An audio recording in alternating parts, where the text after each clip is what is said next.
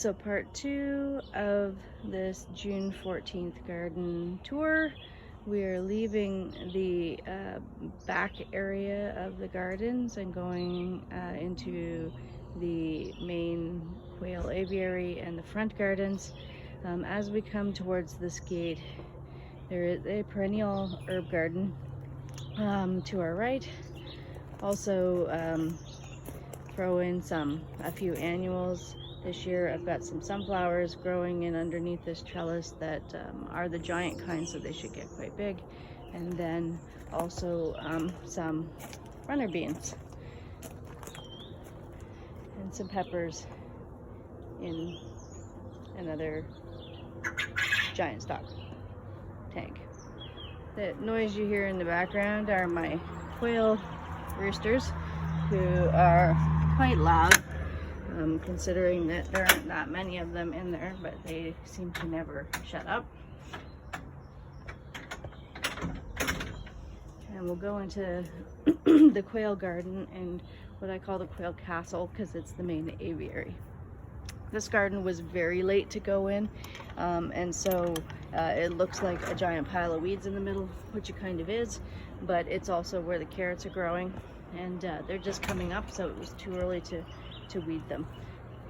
And along the sides of this garden there are tomatoes and cucumbers that will be growing up and hopefully up and over where these arches are. This garden has got an extra layer of snow fence over top of it, as it is going to be day safe for the quail to be able to come out, again as part of the integrated pest management system, to take care of some of the bugs that are in here.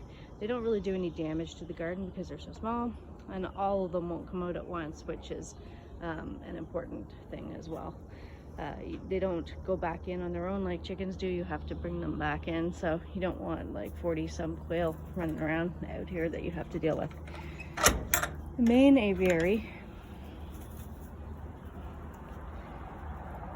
is a 10 by 10 building that has lots of things in here. The grow out is even in here from when I had our last hatching of chicks and was bringing them in to introduce them before I let them into the main part of the flock. There's one of my roosters. One of them is, I can never tell which one is which. And they have a house in here, which they do use, more so in the cold season. And then the sandboxes, which they basically spend a lot of time in as soon as the sun comes out. Not a single mosquito to be had inside the quail coop, by the way. So if you need a break, you can always just bring a chair in and sit in here with them and not get eaten alive, because they take care of every single bug that comes into this building. Going to be a gate down at the other end of this garden too as well, so that will also be part of keeping the quail in, but also access from both ends.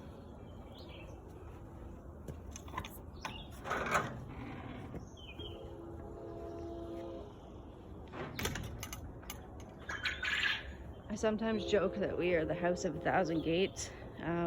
Part of it was when our dogs were younger. It helped to ensure that if they did get through one gate, that they wouldn't get out into another. But also, it keeps your areas a bit separated from each other. So if you want to have, animals in one area, you can. And if you don't want to have them somewhere else, then you can keep them out.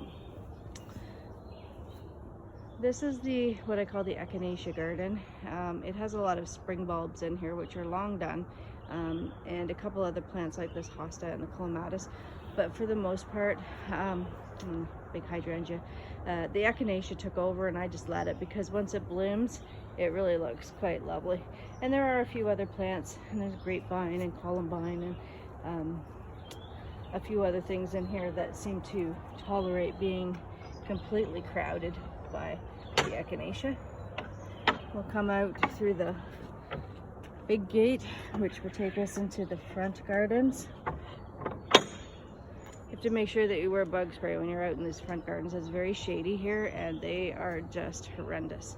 So again, this is a continuation of the Perennial garden. Not much happening in here at the moment, but there will be black-eyed Susans all along the back of it, and that's a big show for once they come up in July. They'll stay until the frost kills them off. So that's quite nice to see along the background. And this clematis is doing pretty good this year. I made this little piece of birdhouse art out of scrap wood. No cutting, just piecing things together kind of like a puzzle, using a staple gun to staple it all together, and then painting it to look like little birdhouses. And I think it adds a bit of color, especially in times when there's not much going on in this back part. Along the side though, we're just hitting peony season, and so we're getting quite a bit of color along the side of this garden here for now. And the geraniums are also in bloom. When they're finished, the bee balm will start. So there's usually something along here that's full of color. These peonies are actually getting to be quite tall now too, so it's kind of a nice visual break for the dogs to the road. Our road's not horribly busy, but we do have quite a bit of farm traffic along here, as the other houses on this road are working farms, as well as our little tiny farm here.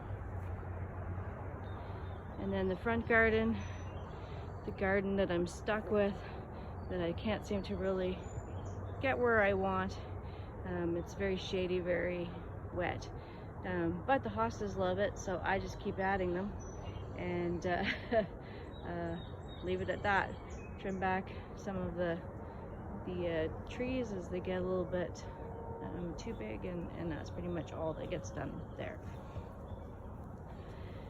In the front garden, which if you saw my video last year, I call this a temporary garden, and it's been temporary though for many years now, but the idea is that this whole area will become a porch at some point. So I didn't want to put anything in here that you know, perennials that grew to be lovely and then I lost because we were doing construction. So every year now I start seeds and I grow annuals in here, and so things are quite small still, because everything was grown from seed, but it's going to fill out, and in the next video that I do, you'll see how quickly this stuff grows and how quickly it fills out and looks to be actually quite nice. And same with this side. It's going to be a porch eventually, so it's currently a lot of annuals, which is fine. It's showy, it's color. I always have a bird that moves into this birdhouse. It's funny because this is the craft birdhouse, and it's made of very cheap wood, and I'm surprised it actually survived this season. And the bird chose that one over a brand new lovely birdhouse that was made by people who actually make birdhouses for birds.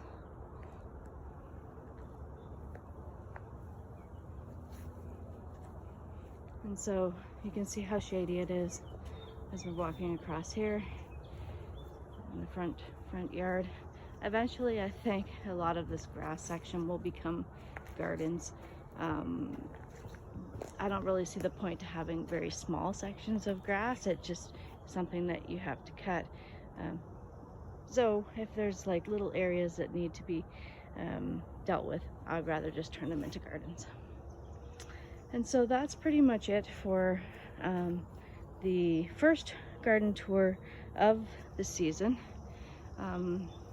I will take another video again in a couple of weeks, just to show the difference of everything as we move into what I call the main growing season. But right now things are growing and doing pretty well, considering that we got our first rain in probably about a month, and the dead grass instantly turned green, which was nice for this video. But we'll see what the summer brings. I think it's going to be another dry one, and in that case, you know, we may have some issues that pop up as we move through the season. So I hope you enjoyed this garden tour, and we will see you again soon. Take care.